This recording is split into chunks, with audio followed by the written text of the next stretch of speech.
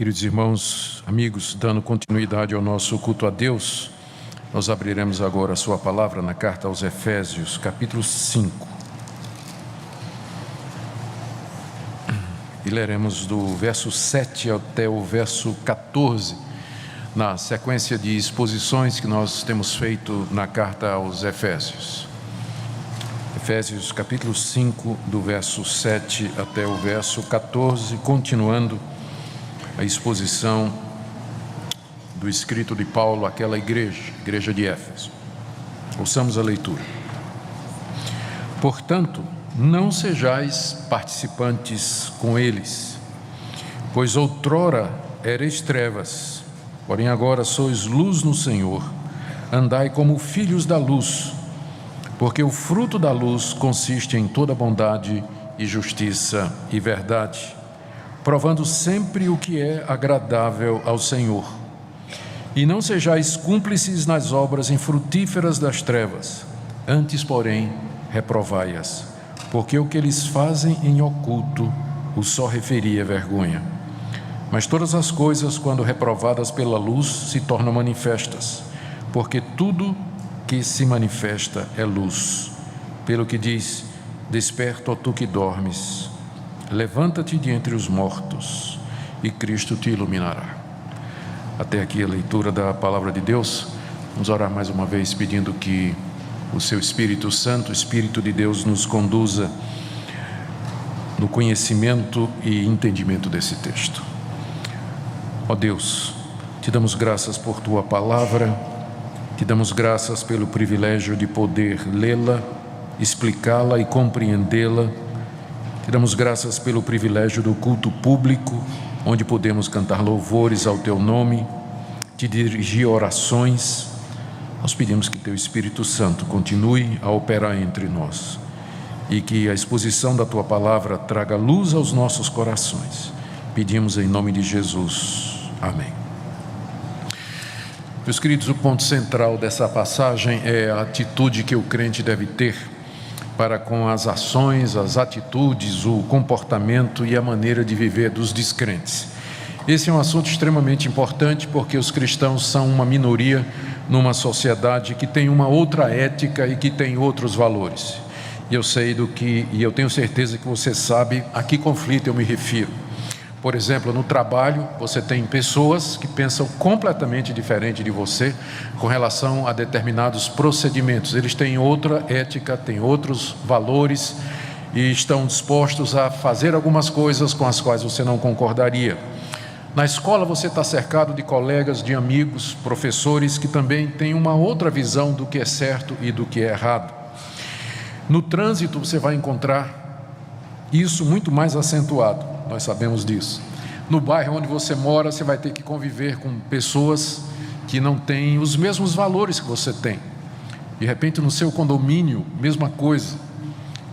No prédio onde você mora, na sua família, você tem parentes, você tem agregados à família que não têm a mesma ética, que não creem nas mesmas coisas e nos mesmos valores que você acredita. Então, como é que o crente se relaciona com o descrente? Qual deve ser a sua posição diante das atitudes que estes nossos amigos tomam às vezes e que são claramente contrárias à palavra de Deus? No ambiente em que você está e às vezes em situações em que é muito fácil ou a atração é muito grande para que você se envolva com eles. A orientação que Paulo dá aqui aos cristãos de Éfeso, no texto que nós lemos, se baseia num contraste que ele faz entre trevas e luz. Eu sei que os irmãos perceberam. Esse contraste, ele aparece no verso 8, antigamente vocês eram trevas, porém agora vocês são luz. No verso 9 ele fala do fruto da luz. No verso 11 ele diz: não sejam cúmplices nas obras das trevas. No verso 13 ele diz que a luz tudo manifesta. E no verso 14 ele diz que nós temos que nos levantar de entre os mortos para que nós sejamos iluminados. Então é evidente a todos que essa passagem gira em torno desse contraste entre trevas e luz. Paulo usa o termo trevas aqui, e é claro que é metafórico, para descrever a maneira de viver dos que não conhecem a Deus. Na verdade, ele já tinha feito essa descrição. Se você tem acompanhado a nossa exposição em Efésios, você certamente se lembra do capítulo 2, versos 1 a 3, quando Paulo diz que Cristo nos deu vida, estando nós mortos dos nossos delitos e pecados, nos quais andamos antigamente, segundo o príncipe da potestade do ar, do espírito que atua nos filhos da desobediência, entre os quais também todos nós andamos outrora, segundo as inclinações da nossa carne, fazendo a vontade da carne e dos pensamentos, e éramos por natureza filhos da ira, como também os demais. Está aqui uma boa descrição do que seria o mundo em trevas. Também aqui no capítulo 2, o apóstolo Paulo diz no verso 12: naquele tempo, antes de vocês conhecerem a Cristo, vocês estavam sem Cristo, separados da comunidade de Israel, estranhos às alianças da promessa, não tendo esperança e sem Deus no mundo. São descrições que Paulo dá aqui nessa carta do que são aqueles que vivem em trevas. E aqui no capítulo 4, verso 17, ele diz assim: eu digo e no Senhor testifico que não mais andeis como também andam os demais gentios, ou os gentios, na vaidade dos seus próprios pensamentos, obscurecidos de entendimento, alheios à vida de Deus por causa da ignorância em que vivem, pela dureza do seu coração, que se tornaram insensíveis, se entregaram à dissolução para com avidez cometer toda sorte de impureza. Ou seja, Paulo, nessa mesma carta, pelo menos em 3 lugares, ele descreve o que aqui no texto que nós lemos ele chama de trevas. Trevas, a escuridão, é usada aqui de uma maneira metafórica para descrever ou para dizer que estas pessoas, elas não conseguem ver a Deus. A pessoa que anda em trevas, ela não consegue enxergar.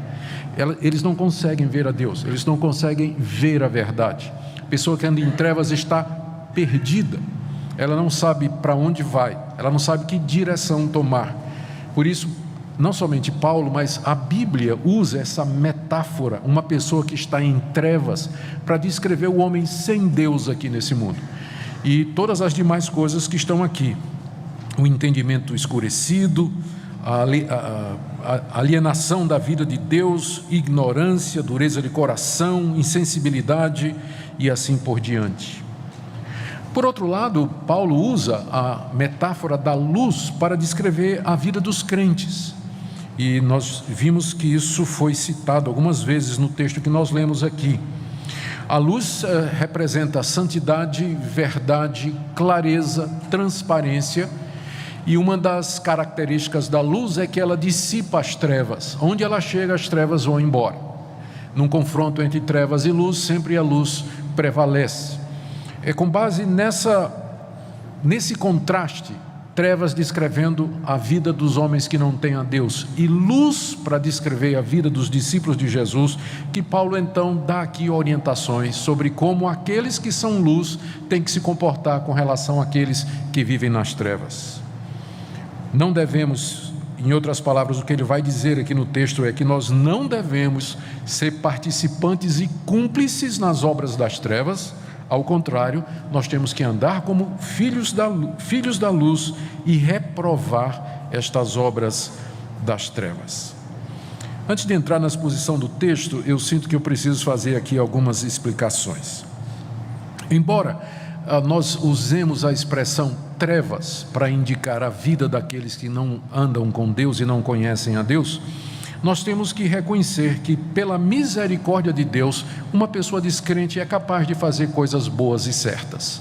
Vocês convivem com gente que não professa a fé em Cristo Jesus, gente até que se diz ateu, ou pessoas que se dizem ateias, mas que tomam determinadas decisões que são corretas, optam pela verdade, às vezes, ou não sei quanto, com a frequência, são honestas, tratam as pessoas com delicadeza, são sinceras na maneira de falar. Vocês vão encontrar pessoas que não têm o conhecimento de Deus, mas que são capazes de tomar atitudes que são corretas e fazer as escolhas certas. Isso acontece apesar delas, porque isso é resultado daquilo que a gente chama da graça de Deus, o favor de Deus, o amor de Deus pela sua criação. Deus é tão bom, que mesmo que uma pessoa não acredite nele, uma pessoa não queira nada com ele, Deus abençoa aquela pessoa, Deus dá saúde para aquela pessoa, Deus dá condições financeiras boas. De repente Deus permite que essa pessoa tenha determinadas virtudes, a pessoa já nasce com isso, com determinados traços de caráter, de uma pessoa reta, de uma pessoa justa. Você encontra isso, mesmo na sociedade que não tem Deus. Mas de onde vem isso? Não de nós, não é da humanidade, porque a Bíblia é muito clara nisso.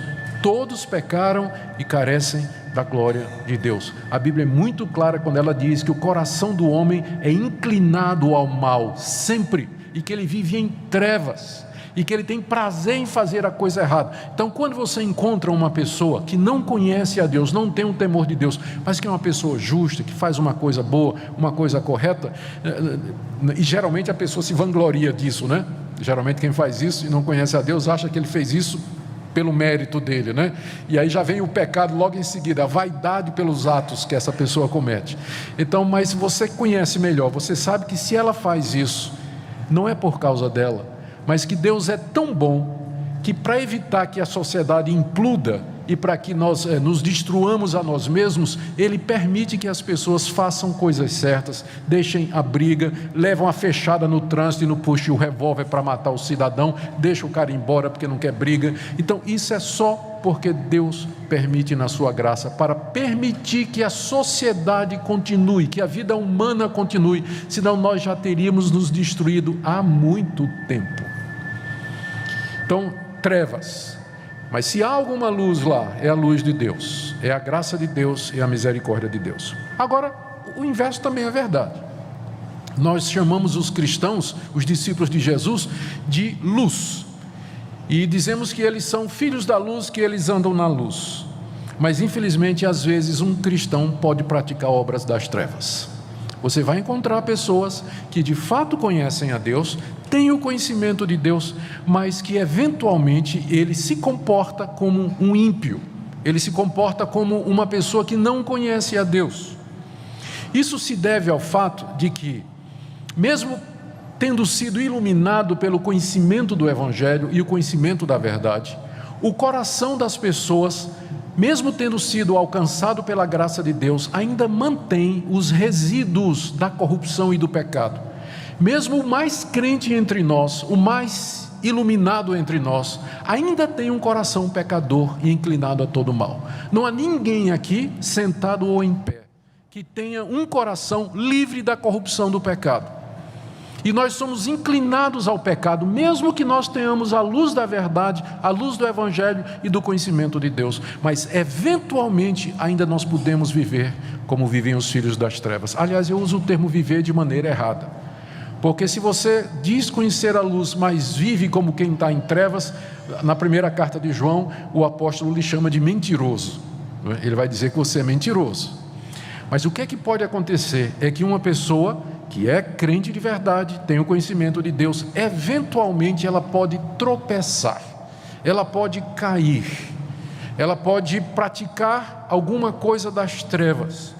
A diferença é que enquanto os filhos das trevas fazem isso de forma natural e costumeira, e isso define a vida deles, isso no filho da luz é um acidente do qual ele se arrepende, chora e se lamenta, e ele quer se levantar, quer se purificar e nunca mais ele quer fazer isso na vida. Enquanto que nos filhos das trevas, andar nas trevas é normal, para o filho da luz, a prática das trevas é ocasional, acidental, indesejada, e ele nunca mais quer fazer isso, ele quer se afastar disso completamente. Muito bem, feita essa observação, vamos ver agora o que é que Paulo nos diz. O grande problema é esse: nós vivemos em sociedade com pessoas que estão em trevas e que praticam obras das trevas. Como é que eu me relaciono com elas? Qual deve ser a minha atitude? E eu já mencionei alguns ambientes: escola, trabalho, família, na rua, no comércio, enfim, em todo lugar que a gente vai, não é? Se você quiser evitar uma situação, ou se você quiser evitar ter que enfrentar esse problema, a solução é você ir morar num mosteiro, não é? Isso foi uma solução tentada durante a Idade Média. As pessoas iam morar em mosteiros. Mas aí o problema, quando eles chegaram lá, descobriram que o problema continuava lá, não é? Que o problema, no fundo, é mesmo o nosso coração. E são as pessoas, quaisquer que sejam. Por isso nós temos que enfrentar. Primeiro vamos ver o que é que Paulo diz quanto ao que nós não devemos fazer. O que é que nós não devemos fazer? Está aí no verso 7. Ele diz: portanto, não sejais participantes com eles. Não sejam participantes com eles. Quem são estes eles aqui do verso 7? São aqueles que ele menciona no verso 6, no verso anterior. Ninguém vos engane com palavras vãs, porque por estas coisas vem a ira de Deus sobre os filhos da desobediência. Portanto, não sejais participantes com eles, ou seja, com os filhos da desobediência, que são os mesmos filhos das trevas. Pessoas que não conhecem a Deus e que são desobedientes a Deus. Paulo está dizendo: não seja participante com eles, não participem com eles. Participar em quê? Ele diz mais atrás, se você começar a ler do verso 3, então o que é que Paulo disse? A imoralidade, a impureza, a cobiça, verso 4, conversa suja, palavras sujas, piadas imorais, coisas essas inconvenientes, isso não deve nem ser nomeado no meio de vocês, porque por estas coisas vem o castigo de Deus sobre os filhos das trevas. Por isso, verso 7, não sejam participantes com eles. Então, a primeira orientação é essa: não participe dessas coisas. Não participe dessas coisas. Isso, como eu disse, não significa, então, que a gente não vai ter mais nenhum contato com quem é descrente. Mas você pode ter contato com os descrentes nestas áreas comuns à humanidade, que pela graça de Deus são áreas corretas.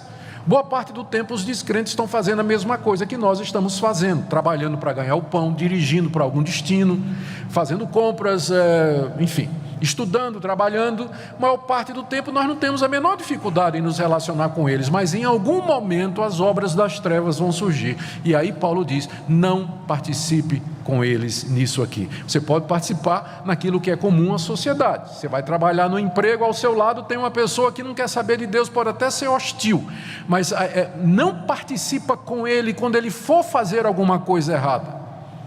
Quando ele começar a fazer aquilo que é próprio de quem não conhece a Deus, não participe daquilo. Não participe daquilo. E a razão que Paulo diz está aí no verso 8. Porque antigamente vocês eram trevas, aí tudo bem.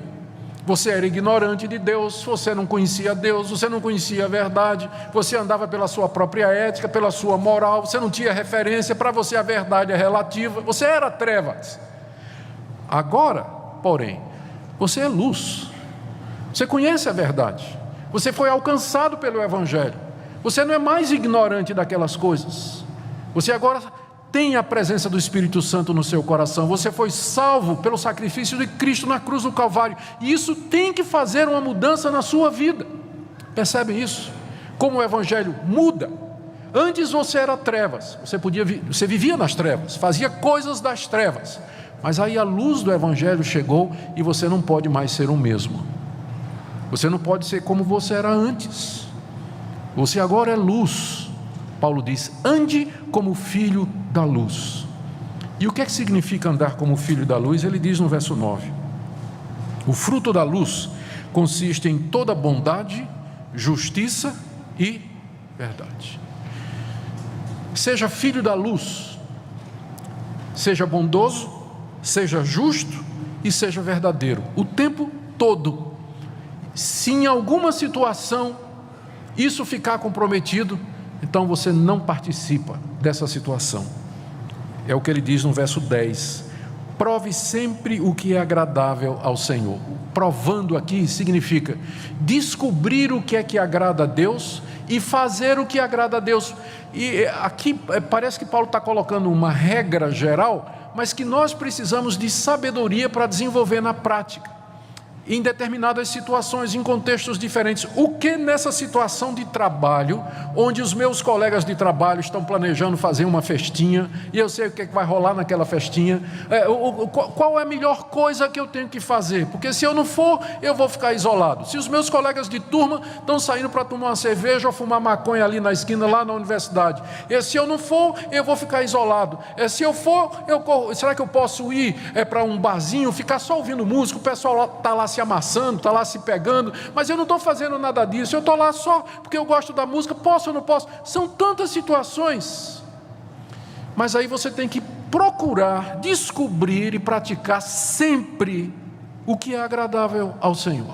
O que é que agrada a Deus? Essa tem que ser a sua regra. Não é o que lhe agrada, não é o que é que você tem vontade de fazer, não é o que lhe dá prazer, mas o que é que agrada ao Senhor, que é luz e que me tirou das trevas, que morreu por mim na cruz. Esse é o nosso referencial no relacionamento com os descrentes. O que é que agrada a Deus? Descobre isso e pratica isso.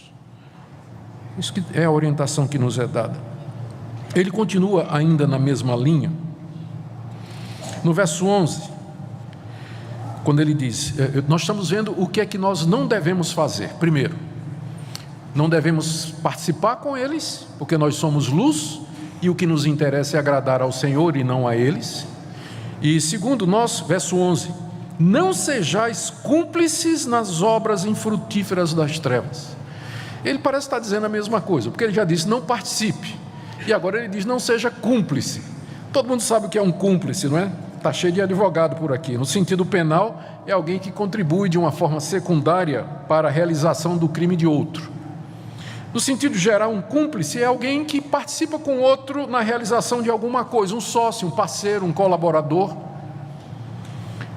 Nós, porque estamos inseridos numa sociedade corrompida e que não conhece a Deus e que vive em trevas, frequentemente somos pressionados e tentados a sermos cúmplices.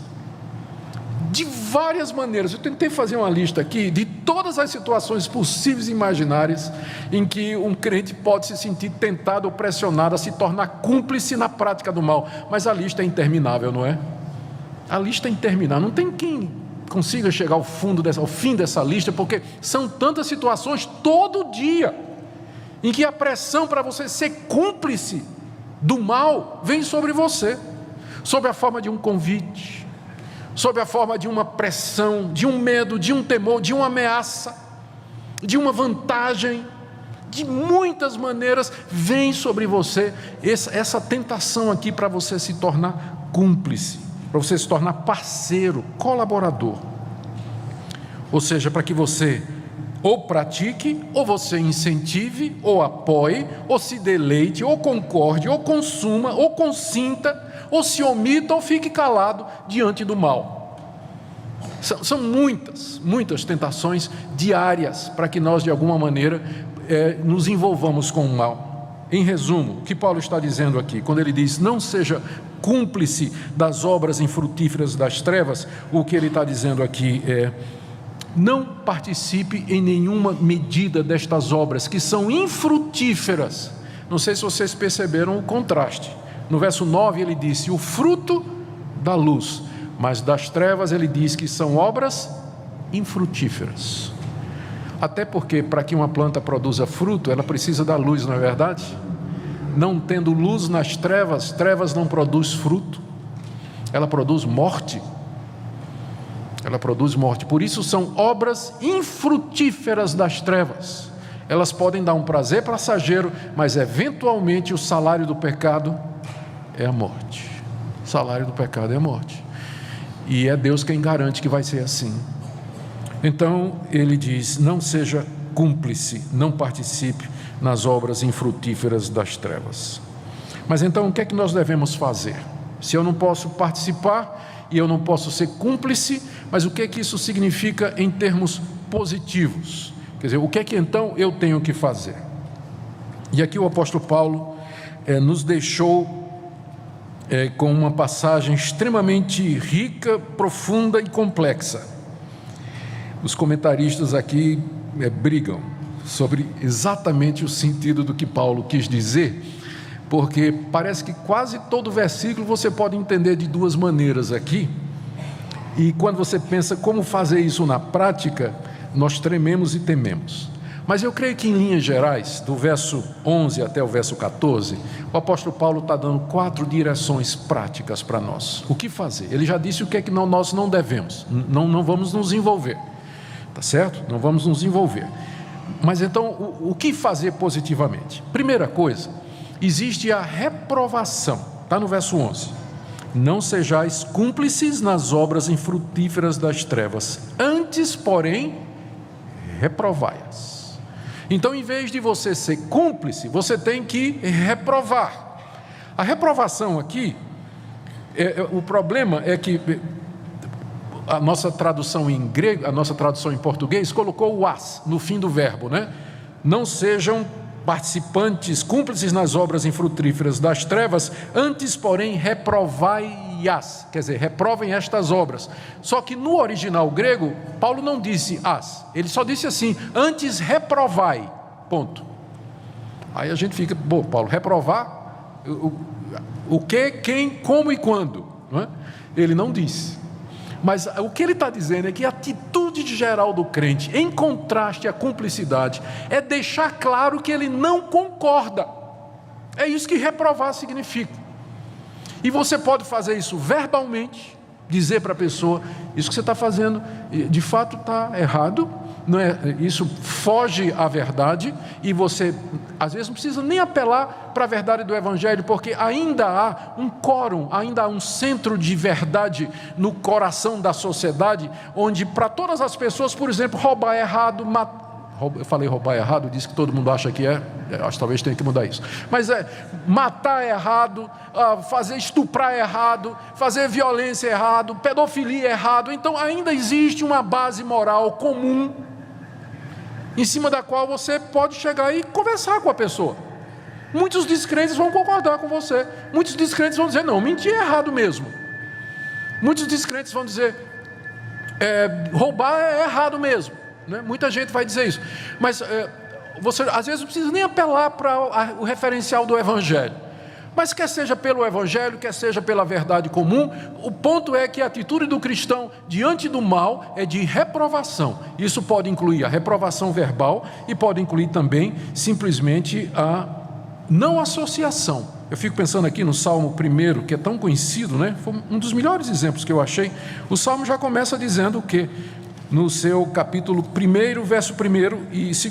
Bem-aventurado o homem que não anda no conselho dos ímpios, não se detém no caminho dos pecadores e nem se assenta na roda dos escarnecedores. Então vai ter um momento que você vai ter que fazer exatamente isso. Você não vai se assentar na roda dos escarnecedores, você não vai se deter no caminho dos pecadores e nem andar no conselho dos ímpios. É isso que significa reprovar, você deixar claro por palavras e por atitudes que você não concorda com aquilo ali. Não concorda com aquilo ali. Eu sei que é difícil, por exemplo, quando um colega seu conta uma piada suja, imoral no trabalho, e você só dá aquele risinho, né? Você não concordou com aquilo, né? Mas fica meio constrangedor, o sujeito contou uma piada suja, imoral, e você aquele risinho. Não aconteceu isso com você? Diga a verdade. Mas o que a gente devia fazer? Encontrar o tempo e o modo para de alguma maneira dizer àquela pessoa, você sabe aquela piada que você contou? Em outros tempos, até que eu riria dela, mas eu quero te dizer porque eu dei um riso assim meio desconfortável, porque eu não creio nesse tipo de coisa que você está falando. E aqui eu vou dizer para vocês um ponto que é importante. Eu creio que a nossa atitude inclui reprovação, mas ela tem que ser feita de um jeito que a gente não vire a polícia do mundo. Porque crente já é chamado exatamente disso, de uma pessoa extremamente crítica, que fica julgando e condenando todo mundo. Mas às vezes não é por isso, mas é a maneira como o crente faz, dizendo, você sabe aquela piada que você contou? Você vai contar no inferno. Você vai queimar lá, você vai ver se tem graça lá no inferno. Não precisa isso. Então os crentes, eles ganham, quando não ganha a fama de hipócrita, ele ganha a fama de alguém extremamente crítico, duro, inflexível, que segue um código que nem mesmo ele consegue cumprir. Então a gente tem que encontrar o tempo e o modo de dizer, sabedoria, para chegar para uma pessoa com quem você não concorda e reprovar a obra dela. E às vezes você vai encontrar gente que vai te agradecer, de coração vai dizer, você tem razão, isso mesmo, desculpa, eu não vou fazer mais isso, eu vou evitar fazer isso. Ou então você vai encontrar um escarnecedor, que dizer, agora é que eu vou fazer mesmo, mas a sua parte você já fez, diante de Deus você já reprovou e sua posição ficou clara. A segunda atitude que Paulo nos diz aqui, no verso 12, é que estas coisas, elas não deveriam nem ser objeto da nossa conversa. Porque, eu leio no verso 12, porque o que eles fazem em oculto, o só referir é vergonha. Então a primeira atitude é reprovação. A segunda é nem mencionar isso, a não ser que seja para reprovar. Nem fala sobre estas coisas que eles fazem em oculto. A gente sabe o que é que eles fazem em oculto, mas isso não deve ser objeto da nossa conversação. Nós não devemos estar mencionando estas coisas, comentando estas coisas, porque quando você comenta, quando você fala, quando você compartilha no WhatsApp, no YouTube, no Face, no Twitter, você está se tornando cúmplice. Então, para não se tornar cúmplice, você nem comenta. Colega seu, aquele grupinho lá da faculdade, o sujeito tacou aquela foto pornográfica lá no grupo, delete na hora. Não bota assim, encaminhar. Porque se você fez, você é cúmplice. Não foi você que pôs, não foi você que tirou. Mas na hora que você encaminhou, você é cúmplice.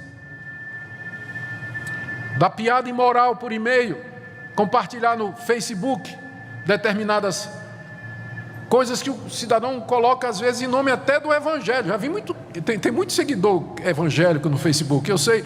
De vez em quando o cidadão põe lá uma foto completamente indecente para dizer, ó, que indecência, eu tirei essa foto de uma mulher indo para a igreja, mulher usando para que saia, entrando na igreja.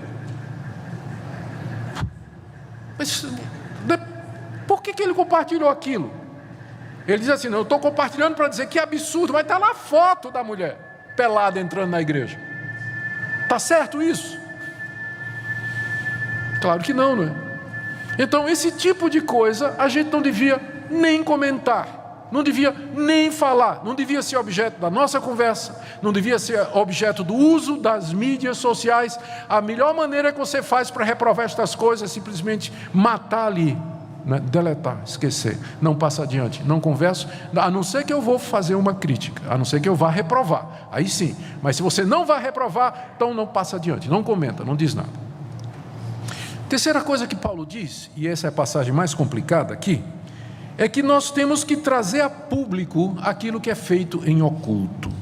Verso 13, todas as coisas, quando reprovadas pela luz, se tornam manifestas, porque tudo que se manifesta é luz. O que Paulo está querendo dizer aqui? Eu não vou aborrecer vocês com os detalhes de interpretação aqui, mas a interpretação que eu acho menos complicada e mais provável é que Paulo, ainda na linha de dizer como é que os cristãos devem se relacionar, ele está dizendo o seguinte, ele provavelmente está se referindo ao dever que os cristãos têm de expor publicamente as obras das trevas.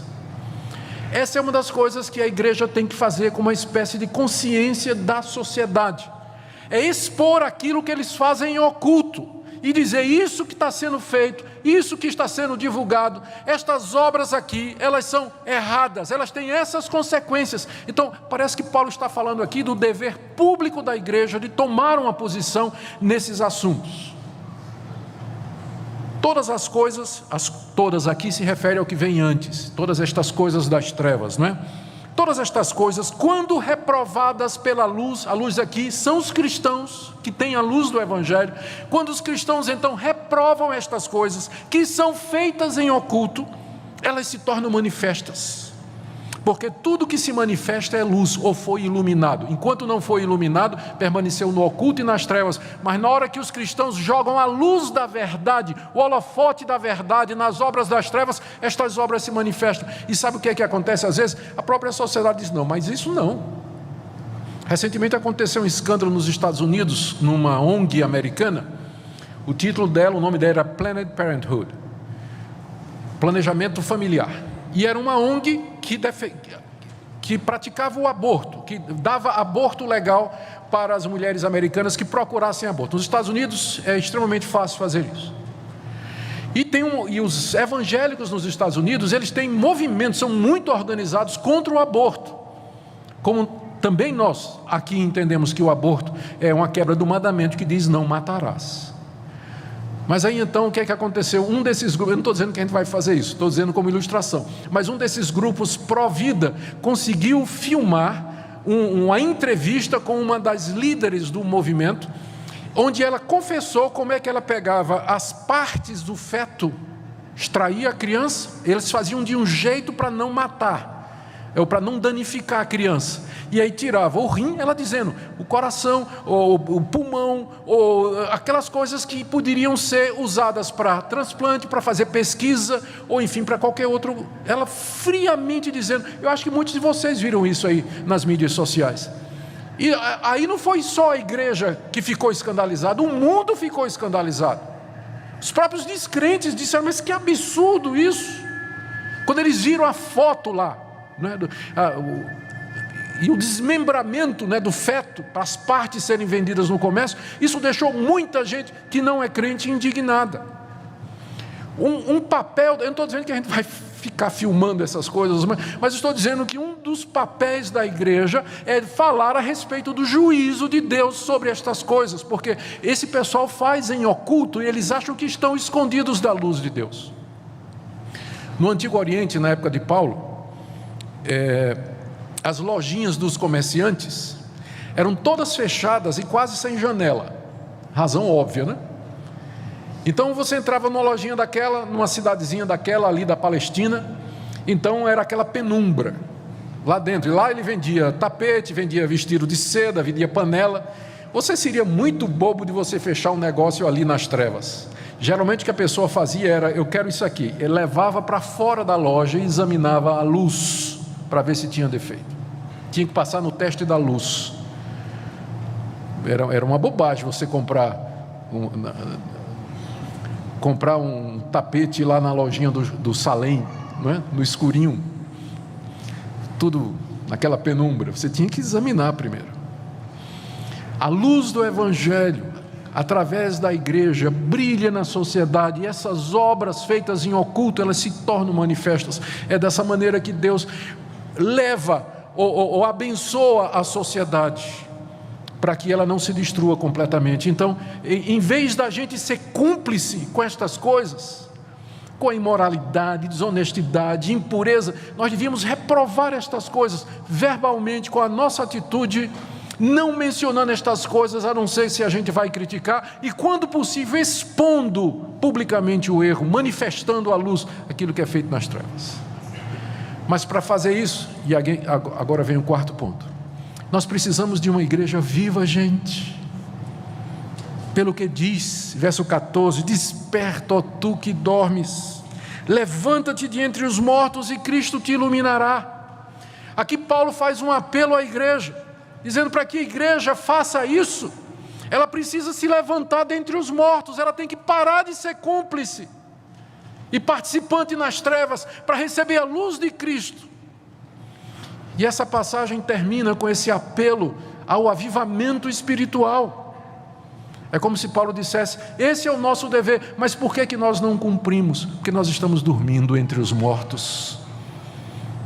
Nós estamos dormindo no meio deles, como se nada daquilo nos incomodasse. Estamos acostumados ao mal, ao erro, à sujeira, como alguém que está dormindo e não sente nada, não vê nada, dormindo entre mortos. Você está vivo, mas está dormindo. Há uma diferença, não é? Os mortos estão mortos, mas você está dormindo no meio deles. Se você passar num determinado lugar, lá no necrotério, e tiver duas pessoas mortas e um terceiro dormindo ao lado, você dificilmente vai dizer quem é quem, não é? Pode até enterrar o dorminhoco sem querer. Não parece? Então, às vezes, a igreja está assim, ela está dormindo entre os mortos, parece tudo igual. Daí Paulo diz, levanta-te, dorminhoco, de entre os mortos, e Cristo te iluminará. Você receberá a luz de Cristo, poder do alto, plenitude do Espírito Santo, para que você possa viver como crente no meio de uma sociedade perdida, corrompida e nas trevas. Mas é preciso que para isso a igreja se levante. Muita gente quer avivamento, muita gente ora por avivamento. Eu oro também, eu anseio por um avivamento espiritual, mas o que ele começa na igreja. Quando a gente pensa em avivamento, alguns ficam pensando em multidões se convertendo ao Evangelho, mas o avivamento, quando começa, ele tem que começar na igreja. Quando nós saímos do sono, nos levantamos, somos iluminados pela glória de Cristo, tão cheios da luz de Cristo que a gente não pode fazer outra coisa senão transmitir essa luz. Através da verdade, está lá, no verso 9, o fruto da luz, da bondade, justiça e verdade numa sociedade que vive em trevas e corrompidas. Só assim a igreja vai fazer diferença. Só assim ela vai ser de fato sal e luz, como Jesus Cristo mandou. Eu termino com algumas aplicações para nós. Querido, querida, por favor, ore por sabedoria. Ore por sabedoria. Se você enfrenta uma situação em que diariamente você está cercado de trevas, peça que Deus lhe desperte do seu sono. Deus, eu quero despertar, eu não quero dormir entre mortos. Eu não quero dormir entre mortos, mas eu quero me levantar de entre os mortos, porque eu não estou morto, eu já recebi a vida em Cristo Jesus, mas eu quero essa luz plena que vem dele, para que eu possa brilhar no meio da sociedade. Dá-me sabedoria, me dá graça. Seja firme na sua determinação de não ser cúmplice e nem participante com eles.